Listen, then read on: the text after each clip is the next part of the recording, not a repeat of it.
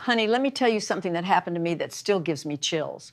3 days after my grandfather's funeral, my cousin Diane called me, laughing.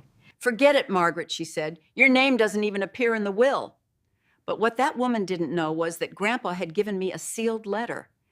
You know, I promised myself I wouldn't cry telling this story again, but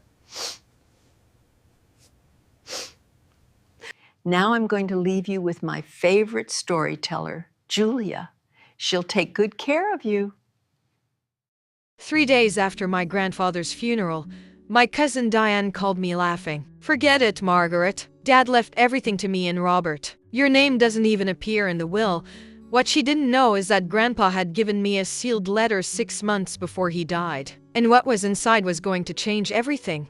Let me paint you the picture. My grandfather, William Patterson, owned Patterson and Sons Hardware for 47 years. Built it from nothing after he came back from Korea. 3 daughters, my mom Helen, who died when I was 12, and Dorothy, that's Diane's mother, and Aunt Ruth, Robert's mom. After Mom died, well, the aunts kind of forgot I existed. You know how it is. I lived 4 states away. They stayed close to Grandpa. Diane was always the golden granddaughter, visited every Sunday, brought her kids over, made sure everyone knew she was the devoted one. Robert? He'd show up twice a year asking for money, but somehow he was still the boy who'd carry on the family name. And me? I was just Helen's daughter, the reminder of the daughter they lost. But here's what nobody knew. Every month for the last 15 years, I sent Grandpa a check. Not much, 50, sometimes $100 when I could manage it. See, I'm a nurse at Stedy, Mary's Hospital in Denver. Single mom, raised 2 kids on my own after my husband walked out. Money was always tight. But I remembered what Grandpa taught me when I was little. "Maggie," he'd say, "family takes care of family. Not because you have to, but because you want to." So I send those checks with little notes. Updates about my kids, Sarah and Tommy. Photos from Tommy's baseball games. Sarah's graduation from nursing school. Grandpa would call me every few weeks. Not the others, me. We'd talk for an hour, sometimes 2, about everything. His arthritis, my work at the hospital, how proud he was that Sarah followed in my footsteps. "You're so much like your mother," he'd tell me. "She had your heart." But I never told Diane or Robert about our calls. And apparently neither did he. 6 months before he passed, Grandpa called me. This was different though. His voice was worried. "Maggie, I need you to come visit. There's something I need to give you." I took 3 days off work, which I couldn't afford. But when Grandpa William called, you came. I drove straight from Denver to his little house on Maple Street. The same house where Mom grew up, where I spent summers learning to fix screen doors and sort screws by size. He looked older, frailer, but his eyes were sharp as ever. "Sit down, sweetheart. We need to talk." He pulled out this envelope. Thick cream-colored paper, my name written in his careful handwriting. "For Margaret Helen Patterson Morrison, to be opened after my funeral." "Grandpa, what's this about? Just promise me something. Don't open it until after I'm gone. And don't tell Dorothy or Ruth about it. Can you promise me that?" The way he looked at me, like he was carrying the weight of the world. Of course I promised. "I'm proud of you, Maggie. More proud than you'll ever know. Your mother would be so proud too." His eyes got watery, which scared me. "Grandpa never cried. You're the only one who took care of this old man without expecting anything back." I hugged him tight. "You don't need to give me anything, Grandpa. You already gave me everything."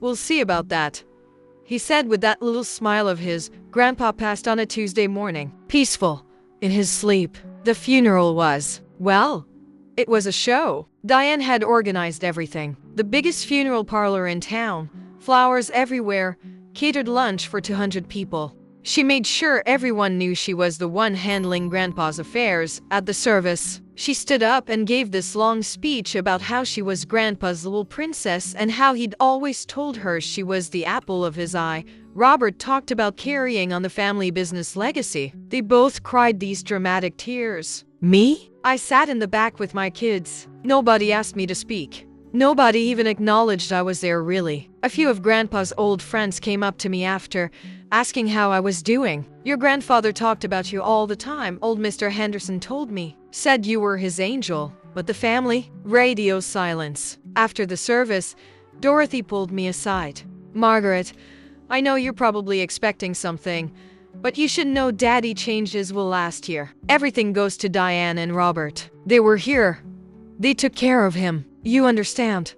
I just nodded. What was I supposed to say? That I'd been sending money for 15 years? That we talked every week? It would have sounded like I was making it up. Diane overheard and came over. Oh, Margaret, don't look so sad. Maybe there's some old furniture you can have. I mean, we can't really use all of it. She said it like she was doing me this huge favor. That night, back at my hotel, I called Sarah. Honey, I feel so stupid. I thought I mattered to him. Mom, you did matter. You know you did. But sitting there alone, watching Diane and Robert divide up Grandpa's entire life on their phones, I felt like such a fool. 3 days later, I'm back home trying to get back to normal, working double shifts to make up for the time I took off for the funeral. That's when Diane called. Margaret, I have the funniest story for you. She's laughing, actually laughing. So we met with Daddy's lawyer yesterday, Mr. Griffith. You remember him? Anyway, he read the will and oh my goodness. You should have seen Robert's face when he realized he's getting the hardware store. She's going on and on about who gets what. The house, the car, the savings account, some investments nobody knew about. And the best part, Daddy left me all of Mama's jewelry, even her engagement ring. Can you believe it? I mean, I always admired it when I was little. That ring, my grandmother's ring, the one Mom used to let me try on when I was little. When you get married, this will be yours someday, Mom had told me. I dreamed about wearing it on my wedding day. Anyway, Diane continues. Your name didn't come up at all. Not even once. I guess Daddy really did think of me and Robert as his real grandchildren. You know, the ones who were actually around. My hands started shaking. Not from sadness, from rage. But hey, she says, and I can hear that fake sweetness in her voice. If you want to come pick through some of his old clothes or something, you're welcome to. I mean, before we donate everything.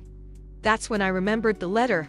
I hung up on Diane and went straight to my bedroom. The letter was in my jewelry box, right where I'd kept it safe for 6 months. My hands were actually shaking as I opened it. Inside was another envelope and a note in Grandpa's handwriting. My dearest Maggie, if you're reading this, then I'm gone. And Dorothy and Ruth have probably already made their feelings clear about the will. Don't be hurt, sweetheart. They only know what they think they know. Open the second envelope. Everything is going to be okay. All my love, Grandpa William Pease. Your mother would be so proud of the woman you became. I'm crying now, right? But I opened the second envelope and there's a key, an old brass key, and another note. Safety deposit box 247 at First National Bank. Ask for Mrs. Rodriguez. I told her you'd be coming. The real will is inside, along with some other things. Maggie, you were the only one who loved this old man without wanting something in return. Your monthly letters were the highlight of my days. Those little checks you sent? I never cashed a single one. They're all there, waiting for you. You are my heart. Just like your mother was. Pease. Tell that lawyer Griffith he's about to have a very interesting week.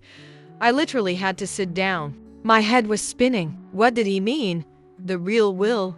The next morning, I called in sick to work and drove straight to First National Bank. My heart was pounding the entire way. What if this was some kind of mistake? What if the key didn't work? What if I was getting my hopes up over nothing? But Mrs. Rodriguez knew exactly who I was the moment I walked in. Margaret. Oh, honey, your grandfather talked about you constantly. He said you'd be coming in after. Well, after. I'm so sorry for your loss. Mr. Patterson was such a sweet man. She led me down to the vault. He updated the box contents about 8 months ago. Came in every few weeks after that, just to check on things. He was very specific that only you could access it. The key worked perfectly. Inside the safety deposit box was a thick manila folder and a shoebox. A shoebox full of my letters to Grandpa, going back 15 years. Every single one. And clipped to each letter, the uncashed checks I'd sent him. Every last one. But that wasn't even the shocking part. The shocking part was the folder. The folder contained 3 documents. The first was a will, but not the one Griffith had read to Diane and Robert. This one was dated 3 months more recent than theirs. I'm reading through it and I literally cannot believe my eyes.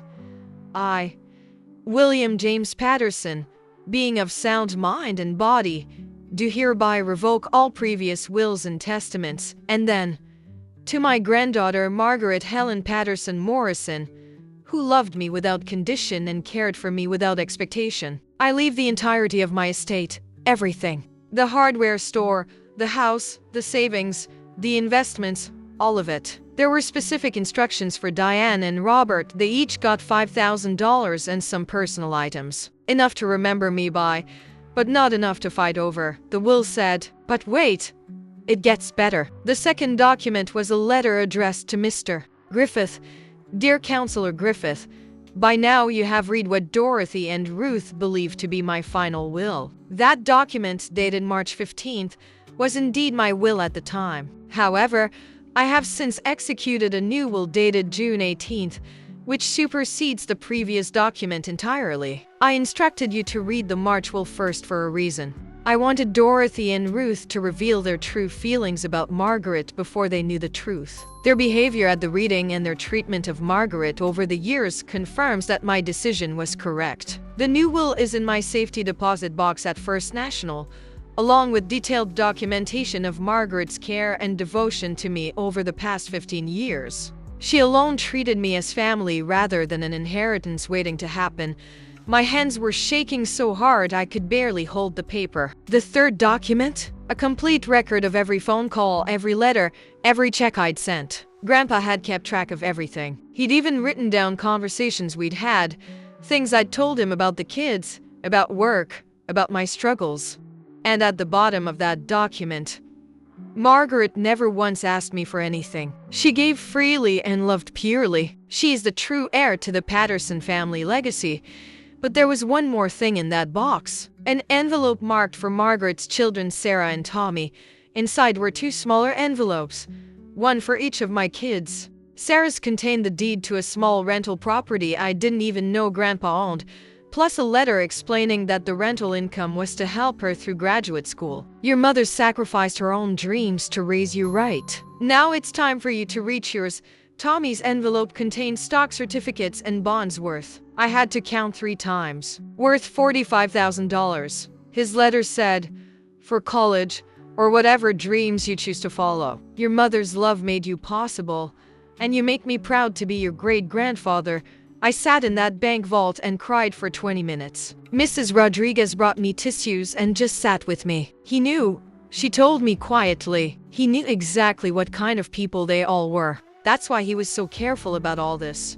How much? I finally asked her. How much is everything worth? She'd already done the math. The hardware store was worth $340,000. The house, $180,000. Savings and investments, another $225,000. Plus my uncashed checks, $8,400 that I'd sent him over the years, earning interest. Total? Just over $750,000. I'd gone from being the forgotten granddaughter to inheriting $750,000. I knew I had to handle this right. This wasn't just about money, this was about 15 years of being treated like I didn't matter. About being laughed at and dismissed. About my kids being ignored by their own extended family. I called Mr. Griffith that afternoon. Mrs. Morrison, I was hoping to hear from you. I assume you've been to the bank? I have, and I have some questions. I imagine you do. Would you like to come in tomorrow morning? I have a feeling this is going to be a very interesting conversation. At his office the next day, he explained everything. The will Diane and Robert heard was real, but it was the old one. Grandpa had been testing them, and they'd failed spectacularly. Your grandfather was a very smart man, Griffith told me. He suspected his other daughters would contest any will that favored you, so he set up this elaborate test. The way they treated you at the reading, and especially that phone call from Diane. Well, let's just say they made his case for him. What happens now? Now, we schedule a new reading, with the real will this time. I'll call Dorothy and Ruth today, Mr. Griffith. Can I ask you for a favor? Of course. Can I be the one to tell them? I decided to do this right. Not cruel, just educational. I called Dorothy first. And Dorothy, it's Margaret. I was wondering if I could take you and Aunt Ruth to lunch tomorrow. There's something I'd like to discuss about Grandpa's estate. Oh, Margaret, that's sweet of you. But there's really nothing to discuss. Diane and Robert are handling everything. I know, but there's been a development. Trust me, you'll want to hear this. She agreed, probably thinking I was going to beg for some furniture or ask if I could visit the house one last time. We met at Morrison's Diner, the same place where Grandpa used to take me for pancakes when I was little. Dorothy and Ruth showed up together, looking like they were doing me this huge favor. So Margaret, Ruth started right away. I hope you're not upset about the will. You have to understand, Diane and Robert were really the ones who went. Ruth, let me stop you right there. I pulled out a folder. I need to show you both something. I handed them copies of the real will. Not the whole thing, just the part where my name appeared. Dorothy read it first. I watched her face go from polite attention to confusion to absolute shock. What? What is this? This is Grandpa's actual final will, dated 3 months after the one Mr. Griffith read to you. Ruth grabbed the paper from her sister. This can't be right. It says he left everything to me. That's right. The silence was incredible. You could have heard a pin drop in that diner. Finally, Dorothy found her voice. This is impossible. Daddy wouldn't. You weren't even around. And Dorothy, I talked to Grandpa every week for 15 years. I sent him money every month, money he never cashed because he didn't need it. He kept every letter I wrote, every photo I sent. He knew more about my kids than either of you did.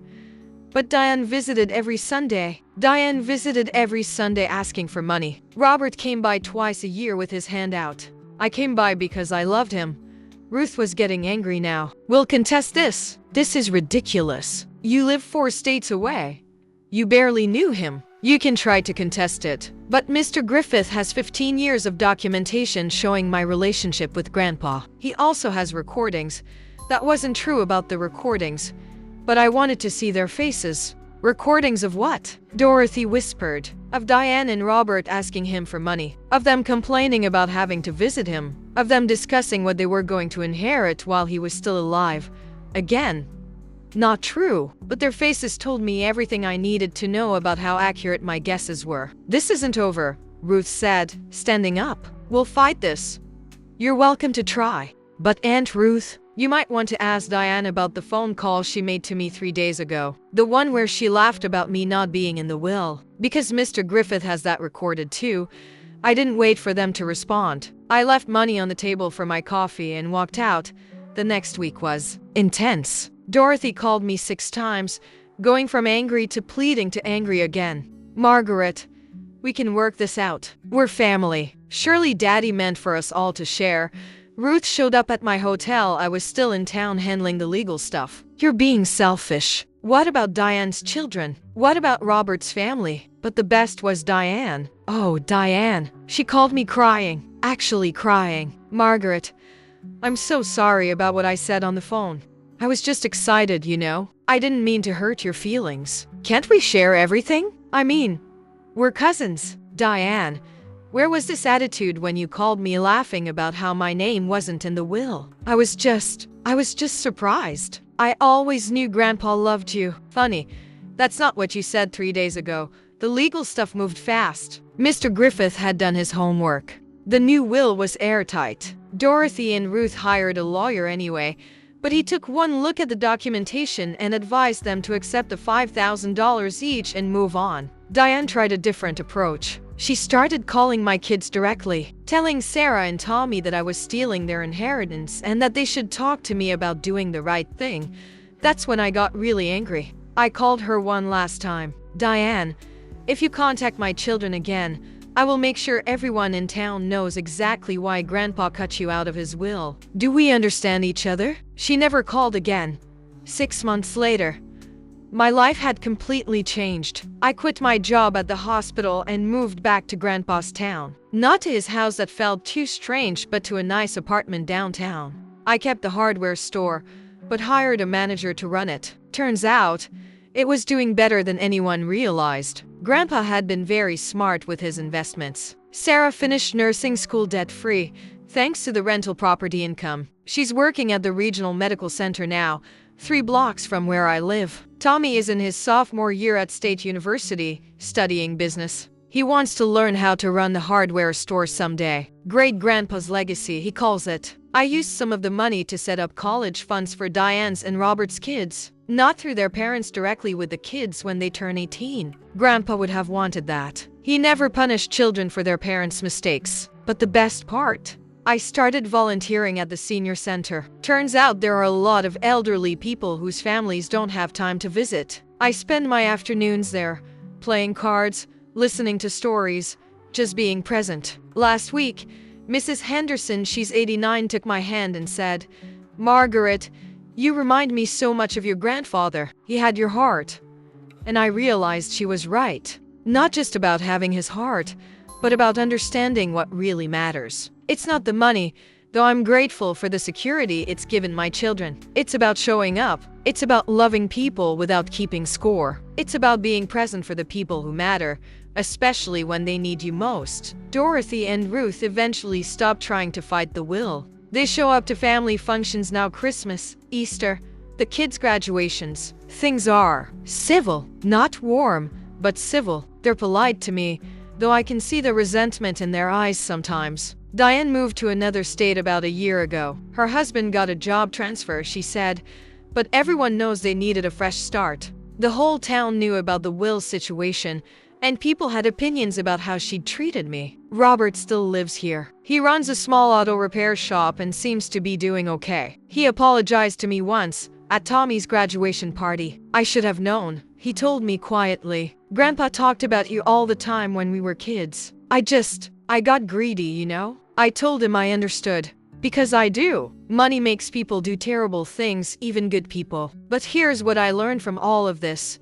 Grandpa wasn't just giving me an inheritance. He was giving me a lesson about character, about showing up for people, about the difference between loving someone and loving what they can give you. Every month, I still write him a letter. Not literally, I'm not crazy. But I sit at his grave and tell him about Sarah's patients, about Tommy's grades, about the people I've met at the senior center, about how his hardware store is thriving, how the community still talks about what a good man he was. And sometimes when the wind blows through the oak tree above his headstone, I swear I can hear him say, "I'm proud of you, Maggie. More proud than you'll ever know." The truth is, I was never the forgotten granddaughter. I was the remembered one. I was the one he trusted with his real legacy, not just his money, but his values. His understanding that family isn't about blood or obligation. It's about love. Pure, unconditional love. And that, more than any inheritance, is what I'll pass on to my children. Oh, and there's one more thing I should tell you. Remember that box of uncashed checks I found in the safety deposit box? All those monthly payments I'd sent over 15 years? When I finally deposited them, I realized something. The total amount with interest was exactly $8,847. Diane's portion of the inheritance? $5,000. Robert's portion? $5,000. Which means that over 15 years, just from my own pocket, I had given Grandpa almost as much as he left them in his will. But the difference was, I never gave it expecting anything back. I gave it because I loved him. And that, I think, is exactly the lesson he wanted everyone to learn. What would you have done in Margaret's situation? Have you ever been underestimated by your own family? Share your thoughts in the comments below. I read every single one.